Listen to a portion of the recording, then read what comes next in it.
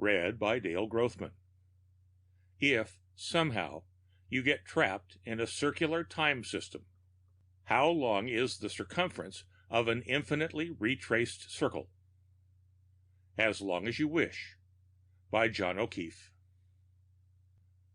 The patient sat stiffly in the leather chair on the other side of the desk. Nervously, he pressed a coin into the palm of one hand.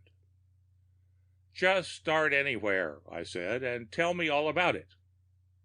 "As before?" Without waiting for an answer, he continued, the coin clutched tightly in one hand. "I am Charles J. Fisher, professor of philosophy at Reiser College." He looked at me quickly. "Or at least I was until recently." For a second his face was boyish. Professor of philosophy, that is. I smiled and found that I was staring at the coin in his hand. He gave it to me. On one side I read the words, "The statement on the other side of this coin is false." The patient watched me with an expressionless face. I turned over the coin. It was engraved with the words, "The statement on the other side of this coin is false." "That's not the problem," he said. "Not my problem. I had the coin made when I was an undergraduate. I enjoyed reading one side, turning it over, reading the other side, and so on. A fiendish enjoyment, like boys planning where to put the tipped-over outhouse." I looked at the patient. He was 38, single, medium build, with an M.A. and Ph.D. from an Eastern university. I knew this and more from the folder on my desk. "8 months ago," he continued, "I read about the sphere found on Paney Island." He stopped, looking at me questioningly. "Yes, I know," I said. I opened my desk drawer, took out a clipping from the newspaper, and handed it to him. "That's it." I read the clipping before putting it back in the drawer. Manila, September 24th, INS. Archaeologists from the University of California have discovered in earth fault of recent quake a sphere 2 feet in diameter of an unidentifiable material. Dr. Carl Schwartz, head of the group, said the sphere was returned to the university for study. He declined to answer questions on the cultural origin of the sphere. "There wasn't any more in the newspaper about it," he said. "I have a friend in California who gave me the photographs." He looked at me intently. "You won't believe any of this." He pressed the coin into the palm of his hand. "You won't be able to."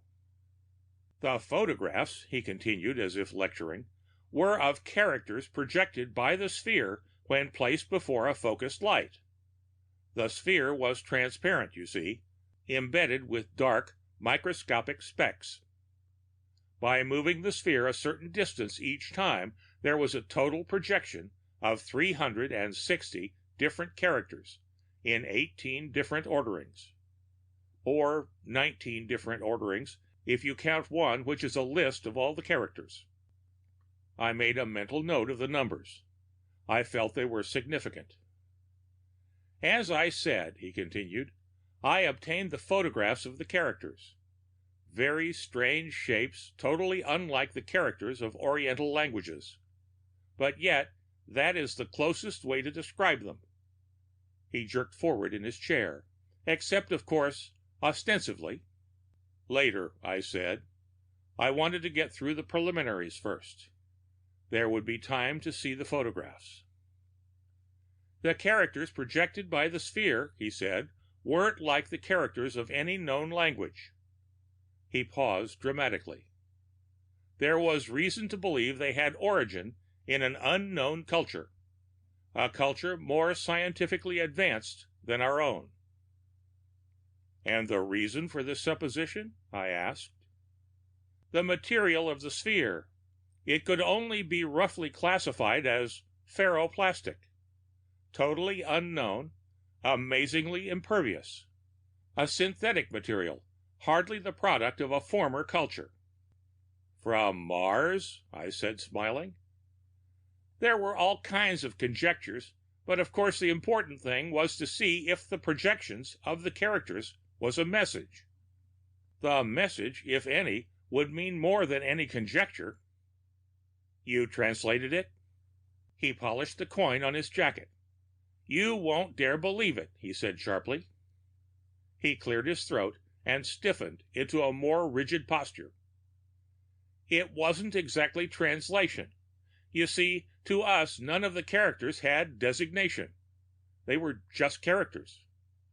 So it was a problem of decoding? I asked. As it turned out, no. Decoding is dependent on knowledge of the language characteristics of known languages. Decoding was tried, but without success. No, what we had to find was a key to the language. You mean like a rune stone? More or less. In principle, we need a picture of a cow and a sign of meaning indicating one of the characters. For me, there was no possibility of finding similarities between the characters and the characters of other languages. That would require tremendous linguistic knowledge and library facilities. Nor could I use a decoding approach. That would require special knowledge of techniques and access to electronic computers and other mechanical aids. No, I had to work on the assumption that the key to the sphere was implicit in the sphere. You hope to find the key to a language in the language itself? Exactly. You know, of course, some languages do have an implicit key. For example, hieroglyphics or picture language. The word for cow is a picture of a cow. He looked at the toes of his shoes. You won't be able to believe it. It's impossible to believe. I use the word impossible in its logical sense.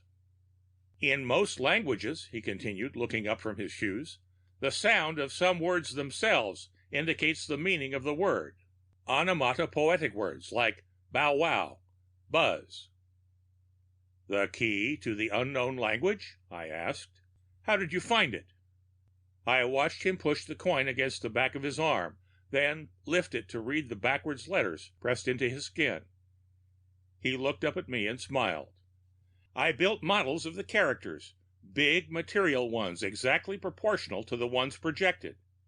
Then, quite by accident, I viewed one of them through a glass globe the size of the original sphere.